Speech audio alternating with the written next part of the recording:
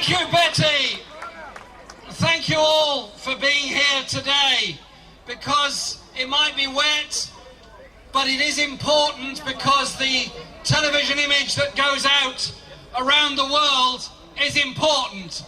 That tens of thousands of people have marched in London today to protest about the state terrorism of Israel against the people of Gaza and the attempted occupation of the Lebanon.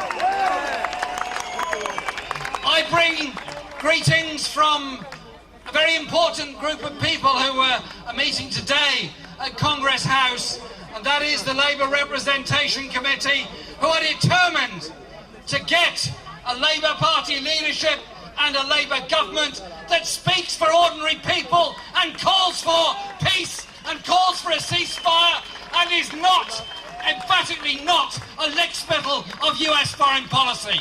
That is a message I bring for you today.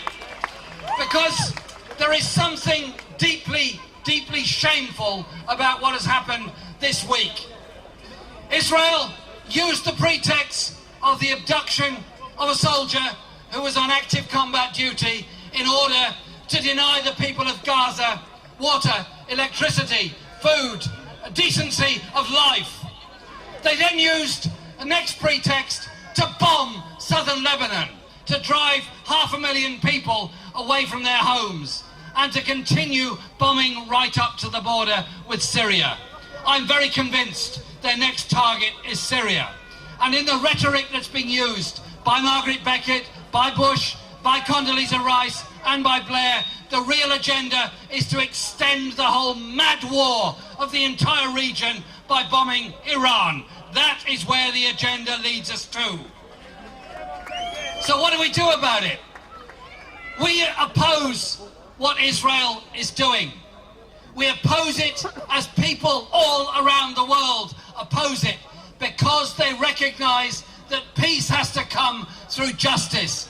The origins of this dispute weren't 3 weeks ago, weren't 3 months ago. They were many years ago, when the Palestinian people have been denied their right to live in peace and in justice, rather than living in the open prison, which is what Gaza is at the present time. But we also recognise that around the world there is a united peace movement. In the United States, throughout Europe, here today, throughout the Middle East, yes, throughout the Middle East, including those very brave people that are marching in Tel Aviv and Jerusalem, also demanding peace. We want peace. It will not be achieved by nuclear weapons. It will not be achieved by bombardment. And if anyone wants to live in security, how do you do it? You do it by living with your neighbour, not by threatening to kill your neighbour. This war, and I'll finish with this point, is presented in the most despicable way by much of the media, who present it as a war of equals. On the one hand, you have one state that has incalculable numbers of weapons, is the world's third biggest arms exporter, has nuclear weapons, has a delivery system with which to deliver them, has a proven record of aggression for decades and decades in the past.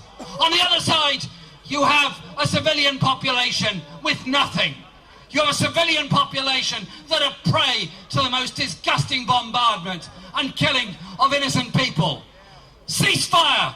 Justice for the Palestinians! Stop the bombing now! Get that message through to Israel. Thank you.